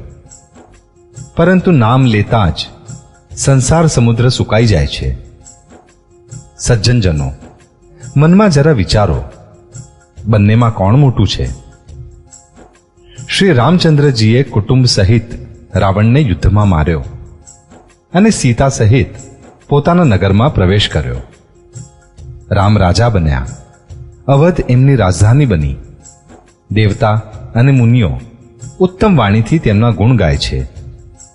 પરંતુ સેવક પ્રેમપૂર્વક નામના સ્મરણ માત્રથી વિના પરિશ્રમે મોહની પ્રબળ સેનાને જીતી પ્રેમમાં મગ્ન થઈ પોતાના જ સુખમાં વિચરે છે. નામની કૃપાથી તેમને સ્વપ્નમાં પણ કોઈ ચિંતા સતાવતી નથી. આ રીતે નામ બ્રહ્મ અને રામ બંનેથી મોટું છે. એ વરદાન આપનારાઓને પણ વર આપનાર છે. શ્રી શિવજીએ પોતાના હૃદયમાં આ જાણીને જ 100 કરોડ રામચરિત્રોમાંથી આ રામ નામને ગ્રહણ કર્યું છે. માસ પારાયણ પહેલો વિશ્રામ. જય શ્રી રામ. નામની જ કૃપાથી શિવજી અવિનાશી છે અને અમંગળ વેશવાળા હોવા છતાં પણ મંગળોનો ભંડાર છે. શુકદેવજી અને સનકાદી સિદ્ધ મુનિઓ યોગીજનો નામની જ કૃપાથી બ્રહ્માનંદને ભોગવે છે. નારદજીએ નામના પ્રતાપને ઓળખ્યો છે. હરિ સમસ્ત સંસારની પ્રિય છે અને આપ હરિ અને હર બંનેને પ્રિય છો. નામને જપવાથી પ્રભુએ કૃપા કરી, જેથી પ્રહલાદ ભક્ત શિરોમણી બની ગયા. ધ્રુવજીએ ગ્લાનિથી હરિનામ જપ્યું અને તેના પ્રતાપે અચળ અનુપમ સ્થાન પ્રાપ્ત કર્યું. હનુમાનજીએ પવિત્ર નામનું સ્મરણ કરીને શ્રી રામજીને પોતાના વશ કરી રાખ્યા છે. પાપી અજામિલ, ગજ અને ગણિકા જેવા પતિત પણ શ્રી હરિના નામના પ્રભાવથી મુક્ત બન્યા છે. હું નામની મોટાઈ ક્યાં સુધી કહું? રામ પણ નામના ગુણોને ગાઈ શકતા નથી. કળિયુગમાં રામનું નામ કલ્પતરુ અને કલ્યાણનું ધામ છે, જેને સ્મરણ કરવાથી ભાંગ જેવો તુલસીદાસ તુલસી સમાન થઈ ગયો. ચારેય યુગોમાં, ત્રણેય કાળમાં અને ત્રણેય લોકમાં નામને જપીને જીવો શોકરહિત બન્યા છે. વેદ, પુરાણ અને સંતોનો મત છે કે સમસ્ત પુણ્યોનું ફળ શ્રી રામજીમાં સ્નેહ થવો એ જ છે. સત્યયુગમાં ધ્યાનથી, ત્રેતાયુગમાં યજ્ઞથી અને દ્વાપરમાં પૂજનથી ભગવાન પ્રસન્ન થાય છે. પણ કળિયુગ તો કેવળ પાપનું મૂળ અને મલિન છે. તેમાં મનુષ્યોના મન પાપરૂપી સમુદ્રમાં માછલા બન્યા છે. આવા કરાળ કાળમાં નામ જ કલ્પવૃક્ષ છે, જેનું સ્મરણ માત્ર જ સંસારની સમસ્ત જંજાળોનો નાશ કરનાર છે. કળિયુગમાં આ રામ નામ મનોવાંછિત ફળ આપનારું છે. પરલોકનું પરમ હિતૈષી અને આ લોકમાં માતા પિતા છે. કળિયુગમાં નથી કર્મ, નથી ભક્તિ અને જ્ઞાને નથી, પણ રામ નામ જ એક આધાર છે. કપટની ખાણ કળિયુગ રૂપી કાલ નિમીને માટે રામ નામ જ બુદ્ધિમાન અને સમર્થ શ્રી હનુમાનજી છે. રામ નામ શ્રી નૃસિંહ ભગવાન છે. કળિયુગ હિરણ્યકશિપુ છે અને જપ કરનાર લોકો પ્રહલાદ જેવા છે. આ રામ નામ દેવતાઓના શત્રુ કળિયુગ રૂપી દૈત્યને મારી જપ કરનારાઓની રક્ષા કરશે. સારા ભાવથી, ખરાબ ભાવથી, ક્રોધથી કે આળસથી કોઈ પણ રીતે નામ જપવાથી દશે દિશાઓમાં મંગળ થાય છે. તે પરમ કલ્યાણકારી રામ નામનું સ્મરણ કરીને અને શ્રી રઘુનાથજીને શીશ નમાવીને હું રામજીના ગુણોનું વર્ણન કરું છું. તે શ્રી રામજી મારું બગડેલું બધી રીતે સુધારી લેશે. જેમની કૃપાથી સાક્ષાત કૃપા પણ નથી ધરાતી, તે વધુ કૃપા ઈચ્છે છે. રામ જેવા શ્રેષ્ઠ સ્વામી અને મારા જેવો નાચીજ સેવક, તેમ છતાં પણ તે દયાનિધિએ પોતાની બાજુ જોઈને મારું પોષણ કર્યું છે. લોક અને વેદમાં પણ શ્રેષ્ઠ સ્વામીની આ રીતિ પ્રસિદ્ધ છે કે તેઓ વિનયને સાંભળતા જ પ્રેમને ઓળખી લે છે. અમીર ગરીબ, ગામડીઓ શહેરી, પંડિત મૂર્ખ, બદનામ યશસ્વી, સુકવિ કુકવિ, સર્વે નર નારી પોતપોતાની બુદ્ધિ અનુસાર રાજાના વખાણ કરે છે. સાધુ, બુદ્ધિમાન, સુશીલ અને ઈશ્વરના અંશથી ઉત્પન્ન પરમ કૃપાળુ રાજા સર્વેને સાંભળીને અને તેમની વાણી, ભક્તિ, વિનય અને ચાલને ઓળખીને સુંદર વાણીથી સૌનું યથાયોગ્ય સન્માન કરે છે. આ સ્વભાવ તો સંસારી રાજાઓનો છે. કોસલ રાજ શ્રી રામચંદ્રજી તો ચતુર શિરોમણી છે. શ્રી રામજી તો વિશુદ્ધ પ્રેમથી જ પ્રસન્ન થાય છે. પણ જગતમાં મારાથી વધારે મૂર્ખ અને મલિન બુદ્ધિવાળો બીજો કોણ હશે? તો પણ કૃપાળુ શ્રી રામચંદ્રજી મુજ દુષ્ટ સેવકની પ્રીતિ અને રુચિને અવશ્ય નભાવશે. જેઓએ પથ્થરોને વહાણ અને વાનર રીંછોને બુદ્ધિમાન મંત્રી બનાવી દીધા. બધા લોકો મને શ્રી રામજીનો સેવક કહે છે અને હું પણ કહેવડાવું છું. કૃપાળુ શ્રી રામજી આ નિંદાને સહે છે કે શ્રી સીતાનાથજી જેવા સ્વામીનો તુલસીદાસ જેવો સેવક છે. આ મારી ઘણી મોટી ધૃષ્ટતા અને દોષ છે. મારા પાપ સાંભળીને નરક પણ નાક સંકોરી લે છે. આમ સમજીને મને પોતાના જ કલ્પિત ભયથી બીક લાગી રહી છે. પરંતુ ભગવાન શ્રી રામચંદ્રજીએ તો સપનામાંય આના પર ધ્યાન આપ્યું નથી. વળી મારા પ્રભુ શ્રી રામચંદ્રજીએ તો આ વાતને સાંભળીને, જોઈને અને પોતાના ઉત્તમ ચિત્તરૂપી ચક્ષુઓથી નિરીક્ષણ કરીને મારી ભક્તિ અને બુદ્ધિની પ્રશંસા કરી છે. કેમ કે કહેવામાં ભલે બગડી જાય, પણ હૃદયમાં તો સારાપણું હોવું જોઈએ. શ્રી રામચંદ્રજી પણ દાસના હૃદયની યોગ્યતા ઓળખી રીઝી જાય છે. પ્રભુના ચિત્તમાં પોતાના ભક્તોએ કરેલ ભૂલચૂક યાદ રહેતી નથી અને તેમના હૃદયને સેંકડો વખત યાદ કરતા રહે છે. જે પાપના કારણે તેઓએ વાલીને પારધીની પેઠે માર્યો હતો, તેવી જ કુચાલ પાછી સુગ્રીવે ચાલી. વળી તેવી જ કરણી વિભીષણની હતી. પરંતુ શ્રી રામચંદ્રજીએ સપનામાં પણ તેનો મનમાં વિચાર ન કર્યો. ઉલટાનું ભરતજીને મળ્યા ત્યારે શ્રી રઘુનાથજીએ તેઓનું સન્માન કર્યું અને રાજસભામાં પણ એમના ગુણોના વખાણ કર્યા. પ્રભુ શ્રી રામચંદ્રજી તો વૃક્ષની નીચે બેઠા છે અને વાનરો ડાળી પર. પરંતુ આવા વાનરોને પણ તેઓએ પોતાના સમાન બનાવી દીધા. તુલસીદાસજી કહે છે કે શ્રી રામચંદ્રજી જેવા શીલ નિધાન સ્વામી ક્યાંય પણ નથી. હે શ્રી રામજી, આપની સારપથી બધાનું ભલું છે. જો આ વાત સાચી છે તો તુલસીદાસનું પણ સદા કલ્યાણ જ થશે.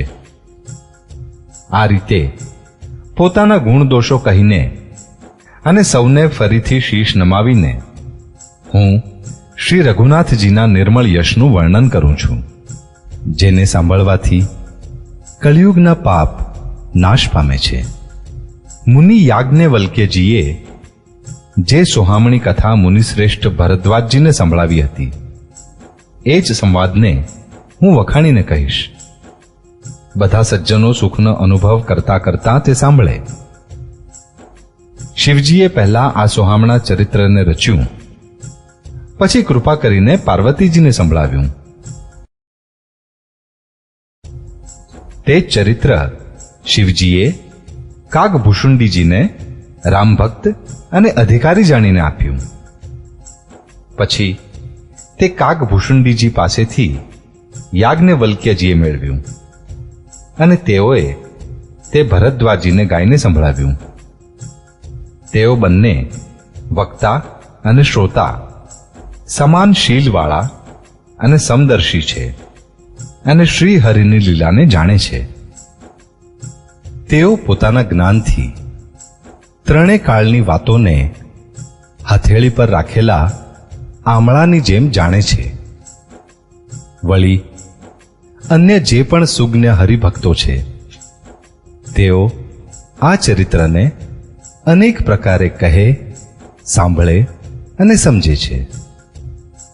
વળી તે જ કથા મેં વારાહ ક્ષેત્રમાં પોતાના ગુરુજી થકી સાંભળી, પરંતુ તે સમયે હું બાલ્યાવસ્થાના કારણે ઘણો અણસમજુ હતો. તેથી તેને હું બરાબર સમજ્યો નહોતો. શ્રી રામજીના ગૂઢ કથાના વક્તા અને શ્રોતા બંને જ્ઞાનના ભંડાર હોય છે. હું કળિયુગના પાપોથી ગ્રસિત થયેલ મહામૂળ જડ જીવ ભલા તેને કેવી રીતે સમજી શકત? તો પણ ગુરુજીએ જ્યારે વારંવાર કથા કહી, ત્યારે બુદ્ધિ પ્રમાણે કંઈક સમજણ પડી. એ જ હવે મારા થકી ભાષામાં રચાશે, જેથી મારા મનને સંતોષ થાય. જેવું મારામાં કંઈક બુદ્ધિ અને વિવેકનું બળ છે, હું હૃદયમાં હરિની પ્રેરણાથી તે મુજબ જ કહીશ. હું મારા સંદેહ, અજ્ઞાન અને ભ્રમને હરનાર કથા રચું છું, જે સંસારરૂપી નદીને પાર કરવા માટેની નૌકા છે. રામકથા વિદ્વાનોને વિશ્રામ આપનાર, સર્વ મનુષ્યોને પ્રસન્ન કરનાર અને કળિયુગના પાપોને નાશ કરનારી છે. રામકથા કળિયુગ રૂપી સર્પ માટે ધેલ છે, તથા વિવેકરૂપી અગ્નિને પ્રકટ કરવા માટે અરણી છે. રામકથા કળિયુગમાં બધા મનોરથોને પૂર્ણ કરનાર કામધેનુ ગાય છે અને સજ્જનો માટે ઉત્તમ સંજીવની જડી છે. એ જ પૃથ્વી ઉપર અમૃતની નદી છે.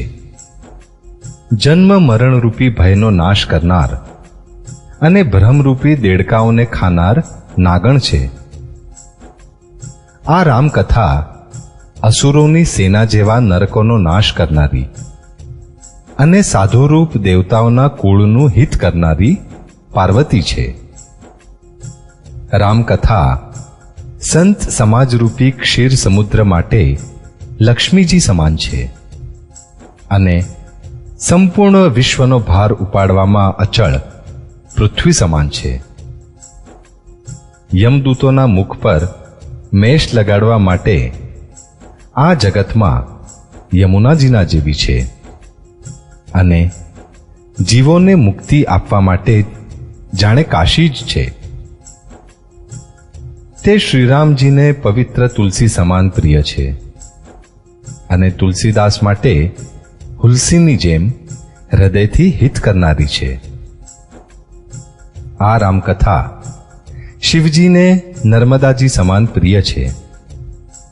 તે સર્વે સિદ્ધિઓ તથા સુખ સંપત્તિનો ભંડાર છે. સદગુણ રૂપી દેવતાઓને ઉત્પન્ન અને પાલન પોષણ કરવા માટે માતા અદિતિ સમાન છે. શ્રી રઘુનાથજીની ભક્તિ અને પ્રેમની પરમ સીમા જેવી છે. તુલસીદાસજી કહે છે કે રામકથા મંદાકિની નદી છે, સુંદર ચિત્રકૂટ છે અને શ્રેષ્ઠ સ્નેહજ વન છે, જેમાં શ્રી સીતારામજી વિહાર કરે છે.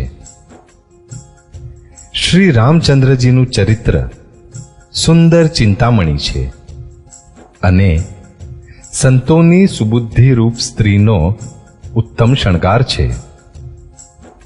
શ્રી રામચંદ્રજીના ગુણ સમૂહ જગતનું કલ્યાણ કરનાર અને મુક્તિ, ધન, ધર્મ અને પરમધામને આપનાર છે. જ્ઞાન, વૈરાગ્ય અને યોગ માટે સદગુરુ છે તથા સંસારરૂપી ભયંકર રોગનો નાશ કરવા માટે દેવતાઓના વૈદ્ય અશ્વિની કુમાર જેવી છે. તે શ્રી સીતારામજીના પ્રેમને ઉત્પન્ન કરવા માટે માતા પિતા છે અને સંપૂર્ણ વ્રત, ધર્મ અને નિયમોનું બીજ છે.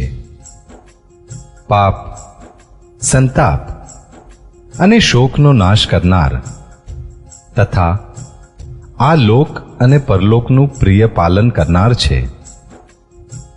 વિચારરૂપી રાજાના મંત્રી તથા કુશળ યોદ્ધા છે અને લોભરૂપી અપાર સમુદ્રને શોષનાર અગત્ય મુનિ છે.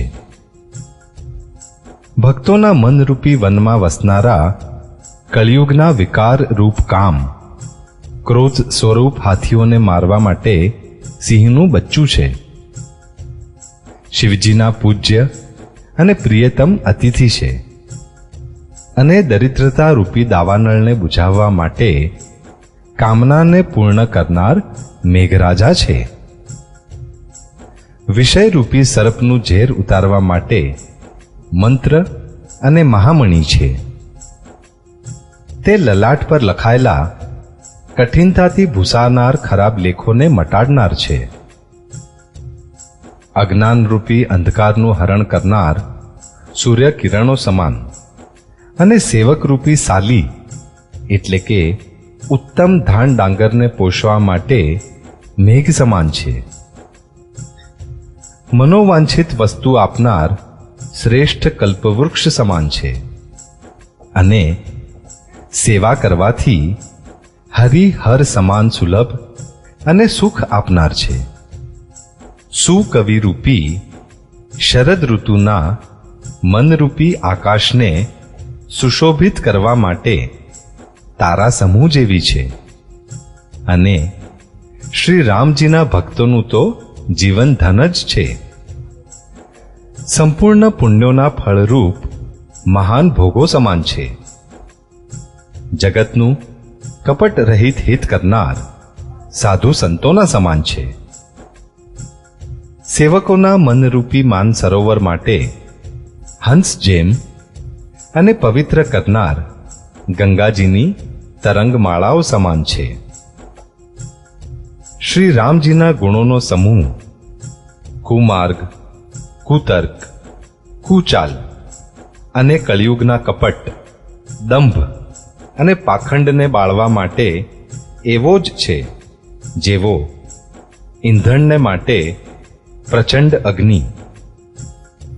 રામચરિત્ર પૂર્ણિમાના ચંદ્રમાની કિરણોની જેમ બધાને સુખ આપનાર છે, પરંતુ સજ્જનરૂપી કુમુદની અને ચકોરના ચિત્ત માટે તો વિશેષ હિતકારી અને મહાન લાભદાયક છે. જેવી રીતે શ્રી પાર્વતીજીએ શ્રી શિવજીને પ્રશ્ન કર્યો અને જે રીતે શ્રી શિવજીએ વિસ્તારપૂર્વક તેનો જવાબ કહ્યો, તે બધા કારણો હું વિચિત્ર કથાની રચના કરી ગાઈને કહીશ. જેણે આ કથા અગાઉ ન સાંભળી હોય તે એને સાંભળીને વિસ્મય ન કરે. જે જ્ઞાનીઓ આ વિચિત્ર કથાને સાંભળે છે તેઓ એમ જાણીને આશ્ચર્ય નથી પામતા કે સંસારમાં રામકથાની કોઈ સીમા નથી. તેમના ચિત્તમાં એવો વિશ્વાસ રહે છે. અનેક રીતે શ્રી રામચંદ્રજીના અવતાર થયા છે અને 100 કરોડ અર્થાત અપાર રામાયણો છે.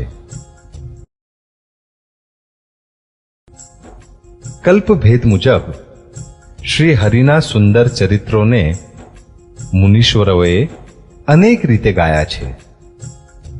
હૃદયમાં આવો વિચાર કરીને શંકા ન કરો અને આદર સહિત પ્રેમપૂર્વક આ કથાને સાંભળો. શ્રી રામચંદ્રજી અનંત છે, તેમના ગુણો પણ અનંત છે અને એમની કથાઓનો વિસ્તાર પણ અસીમ છે.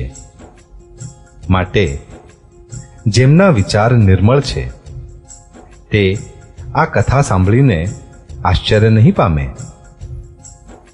આ રીતે બધી જ શંકાઓને દૂર કરી અને શ્રી ગુરુજીના ચરણ કમળોની રજને શીશ પર ધારણ કરી હું પુનઃ હાથ જોડીને બધાને વિનંતી કરું છું, જેથી કથાની રચનામાં કોઈ દોષ સ્પર્શ ન કરી શકે. હવે હું આદરપૂર્વક શ્રી શિવજીને શીશ નમાવી શ્રી રામચંદ્રજીના ગુણોની નિર્મળ કથા કહું છું. શ્રી હરિના ચરણોમાં માથું મૂકી સંવંત 1631માં આ કથાનો પ્રારંભ કરું છું. ચૈત્ર માસની 9મી તિથિ મંગળવારના રોજ શ્રી અયોધ્યાજીમાં આ ચરિત્ર પ્રકાશિત થયું. જે દિવસે શ્રી રામજીનો જન્મ થાય છે. વેદ કહે છે કે તે દિવસે બધા જ તીર્થો ત્યાં આવી પહોંચે છે. અસુરો, નાગો, પક્ષીઓ, મનુષ્યો, મુનિઓ તથા દેવો સગળા અયોધ્યાજીમાં આવીને શ્રી રઘુનાથજીની સેવા કરે છે. સુજ્ઞ લોકો જન્મ મહોત્સવ ઉજવે છે અને શ્રી રામજીની સુંદર કીર્તિનું ગાન કરે છે. સજ્જનોના ઘણા સમૂહો તે દિવસે શ્રી સરયુજીના પવિત્ર જળમાં સ્નાન કરે છે અને હૃદયમાં સુંદર શ્યામ શરીર શ્રી રઘુનાથજીનું ધ્યાન ધરીને તેમના નામનો જપ કરે છે. વેદ પુરાણ કહે છે કે શ્રી સરયુજીનું દર્શન, સ્પર્શ, સ્નાન અને જળપાન પાપોને હરે છે. આ નદી ઘણી જ પવિત્ર છે. એનો મહિમા અનંત છે, જેને નિર્મળ બુદ્ધિવાળા સરસ્વતીજી પણ કહી નથી શકતા. આ શોભાયમાન અયોધ્યાપુરી શ્રી રામચંદ્રજીનું પરમધામ આપનારી છે. સર્વે લોકોમાં પ્રસિદ્ધ અને અત્યંત પવિત્ર છે. જગતમાં 4 ખાણના અનંત જીવો છે. તેઓમાંથી જે કોઈ પણ અયોધ્યાજીમાં શરીર ત્યાગે છે તેઓ ફરી સંસારમાં આવતા નથી. આ અયોધ્યાપુરીને સર્વ પ્રકારથી મનોહર, બધી જ સિદ્ધિઓને આપનાર અને કલ્યાણની ખાણ સમજીને મેં આ નિર્મળ કથાનો પ્રારંભ કર્યો છે, જેને સાંભળવાથી કામ, મદ અને દંભ નાશ પામે છે. આનું નામ રામચરિતમાનસ છે, જેને કાનોથી સાંભળતા જ શાંતિ મળે છે. મનરૂપી હાથી વિષયરૂપી દાવાનળમાં બળી રહ્યો હોય, જો તે આ રામચરિત માનસ રૂપી સરોવરમાં આવી પડે તો સુખીઓ થઈ જાય છે. આ રામચરિત માનસ મુનિઓને પ્રિય છે. આ સોહામણા અને પવિત્ર માનસની શિવજીએ રચના કરી છે. એ ત્રણેય પ્રકારના દોષો, દુઃખો અને દરિદ્રતાનું દમન કરનાર તથા કળિયુગની કુચાલો તેમજ સર્વે પાપોનો નાશ કરનારું છે. શ્રી મહાદેવજીએ આને રચીને પોતાના મનમાં સંગ્રહ્યું હતું અને સુઅવસર મળતાં જ પાર્વતીજીને કહ્યું.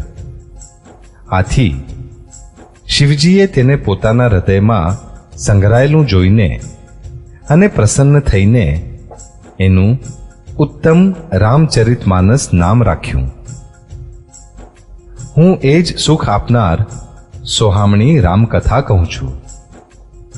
હે સજ્જનો, તમે આદરપૂર્વક ધ્યાનથી આ કથાને સાંભળો.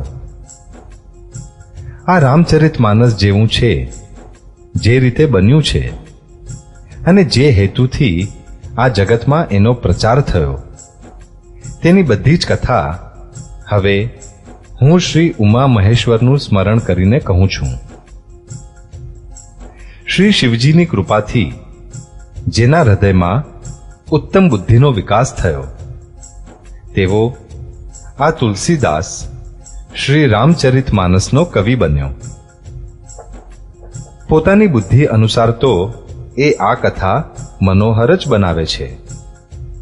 છતાંય હે સજ્જનો, સુંદર ચિત્તથી સાંભળી આપ સૌ એને સુધારી લેજો.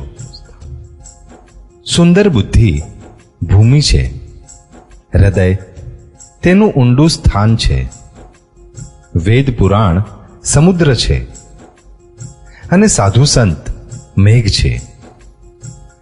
તે શ્રી રામજીના સુયશ રૂપ સુંદર, મધુર, મનોહર અને મંગળકારી જળની વર્ષા કરે છે. સગુણ લીલાનું જે વિસ્તારથી વર્ણન કરે છે, તે જ રામ સુયશ રૂપી જળની નિર્મળતા છે, જે મેલનો નાશ કરે છે અને જે પ્રેમ ભક્તિનું વર્ણન કરી શકાતું નથી. તે જ આ જળની મધુરતા અને સુંદર શીતળતા છે. તે જળ સત્કર્મરૂપી સાલી અર્થાત ઉત્તમ જાતિની ડાંગર માટે હિતકારી છે અને શ્રી રામજીના ભક્તોનું તો જીવન જ છે. આ પવિત્ર સોહામણું જળ બુદ્ધિરૂપી પૃથ્વી પર પડ્યું અને સંકોચાઈને કાનરૂપી માર્ગેથી વહ્યું અને માનસરૂપી શ્રેષ્ઠ સ્થાને ભરાઈને ત્યાં જ સ્થિર થઈ ગયું. તે જૂનું થઈ સુંદર, રુચિકર, શીતળ અને સુખદાયી થઈ ગયું. આ કથામાં બુદ્ધિથી વિચાર કરી જે ચાર અતિ સુંદર અને ઉત્તમ સંવાદ રચ્યા છે, તે જ આ પવિત્ર અને સુંદર સરોવરના ચાર મનોહર ઘાટ છે. 7 કાંડ જ આ માનસ સરોવરની 7 સુંદર નિસરણીઓ છે, જેને જ્ઞાનરૂપી નેત્રોથી જોતાં જ મન પ્રસન્ન થઈ જાય છે. શ્રી રઘુનાથજીના નિર્ગુણ અને નિર્બાધ મહિમાનું જે વર્ણન કરવામાં આવશે, તે જ આ સુંદર જળનું અથાગ ઊંડાણ છે. શ્રી રામચંદ્રજી અને સીતાજીનો યશ અમૃત સમાન જળ છે. એમાં જે ઉપમાઓ આપવામાં આવી છે, તે જ તરંગોનો મનોહર વિલાસ છે.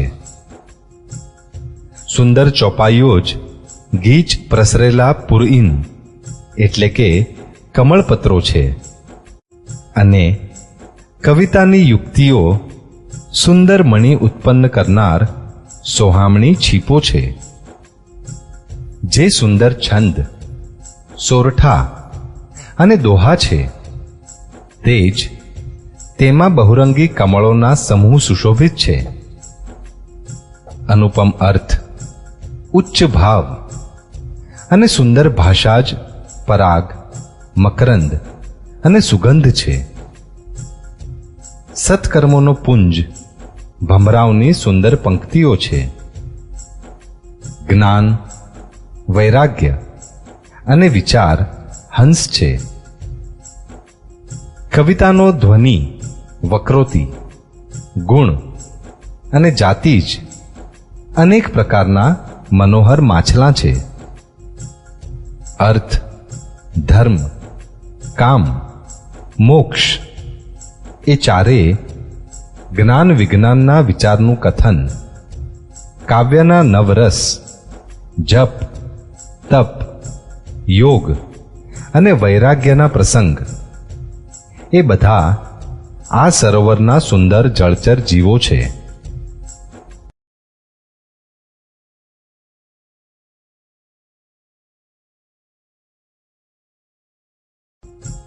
સદાચારી લોકોના, સાધુઓના અને શ્રી રામ નામના ગુણોનું ગાન જ વિચિત્ર જળ પક્ષીઓ જેવું છે. સંતોની સભા જ આ સરોવરના ચારે બાજુ આવેલ આંબાવાડીઓ છે અને શ્રદ્ધા વસંત ઋતુ સમાન કહેવાય છે. અનેક પ્રકારની ભક્તિનું નિરૂપણ અને ક્ષમા, દયા તથા દમ એ લતાઓના મંડપ છે. મનનો નિગ્રહ, યમ, નિયમ એ તેના ફૂલો છે. જ્ઞાન એ ફળો છે અને શ્રી હરિના ચરણોમાં પ્રેમ જ આ જ્ઞાનરૂપી ફળોનો રસ છે. આવું વેદોએ કહ્યું છે. આ રામચરિત માનસમાં અન્ય અનેક પ્રસંગોની કથાઓ છે. તે જ તેમાં પોપટ, કોયલ વગેરે રંગબેરંગી પંખીઓ છે. કથામાં જે રોમાંચ થાય છે તે જ વાડી, બાગ અને વન છે અને જે સુખ થાય છે તે જ સુંદર પક્ષીઓનો વિહાર છે. નિર્મળ મન જ માળી છે જે પ્રેમરૂપી જળથી સુંદર નેત્રો દ્વારા તેમને સિંચે છે. જે લોકો આ ચરિત્રને સાવધાનીપૂર્વક ગાય છે તેઓ જ આ સરોવરના ચતુર રખેવાળો છે અને જે સ્ત્રી પુરુષો સદા આદરપૂર્વક આને સાંભળે છે તેઓ જ આ સુંદર માનસના અધિકારી ઉત્તમ દેવતા છે. જેઓ અતિ દુષ્ટ અને વિષયી છે તેઓ અભાગ્યા, બગલા અને કાગડા છે જે આ સરોવરની પાસે નથી જતા, કેમ કે અહીં છીપલા, દેડકા અને શેવાળ જેવી વિષય રસની અનેક કથાઓ નથી. આ જ કારણે બિચારા કાગડા અને બગલારૂપી વિષયી લોકો અહીં સુધી આવતા અંતરથી હાર સ્વીકારી લે છે, કેમ કે આ સરોવર સુધી આવવામાં મુશ્કેલીઓ ઘણી છે. શ્રી રામજીની કૃપા વગર અહીં આવી શકાતું નથી. ગાઢ કુસંગ જ ભયંકર ખોટો રસ્તો છે. તે કુસંગીઓના વચનો જ વાઘ, સિંહ અને સાપ છે. ઘરના કામકાજ અને ગૃહસ્થીઓના જાત જાતના બંધનો જ અત્યંત દુર્ગમ મોટા મોટા પર્વતો છે. મોહ, મદ અને માન જ અનેક વિકટ જંગલો છે અને અનેક પ્રકારના કુતર્કો જ ભયાનક નદીઓ છે. જેમની પાસે શ્રદ્ધારૂપી વાટ ખર્ચી નથી અને સંતોનો સાથ નથી અને જેમને શ્રી રઘુનાથજી પ્રિય નથી તેમના માટે આ માનસ અત્યંત અગમ જ છે. કોઈ મનુષ્ય કદાચ કષ્ટ વેઠીને ત્યાં સુધી પહોંચી પણ જાય તો ત્યાં જતા જ તેને નિંદ્રારૂપી ટાઢિયો તાવ આવે છે. હૃદયમાં મૂર્ખતારૂપી ઘણી જ જોરદાર ટાઢ લાગવા માંડે છે, જેથી ત્યાં પહોંચવા છતાં તે અભાગીઓ સ્નાન કરી શકતો નથી. તેથી તે સરોવરમાં સ્નાન અને તેનું જળપાન તેનાથી તો કરી શકાતું નથી. તે અભિમાન સહિત પાછો ફરે છે. વળી કદાચ કોઈ તેને ત્યાંની પૂછપરછ કરવા આવે છે તો તે સરોવરની નિંદા કરી તેને સમજાવે છે. આ બધા વિઘ્નો તેને નથી નડતા, જેને શ્રી રામચંદ્રજી સુંદર કૃપા દ્રષ્ટિ રાખી નિહાળે છે. તે જ માનપૂર્વક આ સરોવરમાં સ્નાન કરે છે અને મહાભયાનક ત્રિતાપોથી બળતો નથી. જેના ચિત્તમાં શ્રી રામચંદ્રજીના ચરણોમાં ઉત્તમ પ્રેમ છે, તે આ સરોવરને કદી ત્યજતા નથી. હે ભાઈ, જે આ સરોવરમાં સ્નાન કરવા ઈચ્છે તેઓ હૃદયપૂર્વક સત્સંગ કરે. આવા માનસ સરોવરને હૃદયના નેત્રોથી જોઈને તેમજ તેમાં ડૂબકી મારીને કવિની બુદ્ધિ નિર્મળ થઈ ગઈ. હૃદયમાં આનંદ અને ઉત્સાહ ભરાઈ ગયો અને પ્રેમ અને આનંદનો પ્રવાહ ઉભરાઈ આવ્યો. ત્યાંથી આ સુંદર કવિતારૂપી નદી વહેવા માંડી, જેમાં શ્રી રામચંદ્રજીનું નિર્મળ યશરૂપી જળ ભરેલું છે. કવિતા રૂપિણી નદીનું નામ સરયુ છે, જે સંપૂર્ણ સુંદર મંગળોનું મૂળ છે. લોકમત અને વેદમત તેના બે શ્રેષ્ઠ તટો છે. આ સુંદર માનસ સરોવરની કન્યા સરયુ નદી ઘણી પવિત્ર છે અને કળિયુગના પાપરૂપી તણખલાઓ અને વૃક્ષોને મૂળમાંથી ઉખાડી ફેંકી દેનાર છે. શ્રોતાઓનો ત્રણેય પ્રકારનો સમાજ જ આ નદીના બંને તટો પર વસેલા પૂરો, ગામો અને નગરો છે. અને સંતોની સભા જ સર્વે સુંદર કલ્યાણોનું મૂળ અનુપમ અયોધ્યાજી છે. સુંદર કીર્તિરૂપી સોહામણી સરયુજી રામ ભક્તિરૂપી ગંગાજીમાં જઈ મળી. નાના ભાઈ લક્ષ્મણ સહિત શ્રી રામજીના યુદ્ધનો પવિત્ર યશરૂપી સોહામણો મહાનદ શોણ તેમાં આવીને સમાયો. સરયુ અને સોનભદ્ર નદીની વચ્ચે ગંગાજી એવા શોભી રહ્યા છે, જાણે જ્ઞાન અને વૈરાગ્યની વચ્ચે ભક્તિ. આમ ત્રણેય તાપોને ડરાવનારી આ ત્રિમુખી નદી રામ સ્વરૂપી સમુદ્ર તરફ ધસી રહી છે. આનું મૂળ માનસ છે અને એ ગંગાજીમાં મળી છે. તેથી એ સાંભળનારા સજ્જનોના મનને પવિત્ર કરી દેશે. આની વચ્ચે વચ્ચે જે જુદા જુદા પ્રકારની વિચિત્ર કથાઓ છે તે જ માની લો કે નદી તટના આસપાસના વનો અને બાગો છે. શ્રી પાર્વતીજી અને શિવજીના વિવાહના જાનૈયા આ નદીના અનેક પ્રકારના અસંખ્ય જળચર જીવો છે. શ્રી રઘુનાથજીના જન્મના આનંદ વધામણા જ આ નદીની ભમરીઓ અને તરંગોની મનોહરતા છે. ચારે ભાઈઓના જે બાળચરિત્રો છે તે જ એમાં ખીલેલા રંગબેરંગી ઘણા જ કમળો છે. મહારાજ શ્રી દશરથજી તથા તેમની રાણીઓના સત્કર્મો જ ભમરા અને કુટુંબીઓના સત્કર્મો જળપંખીઓ છે.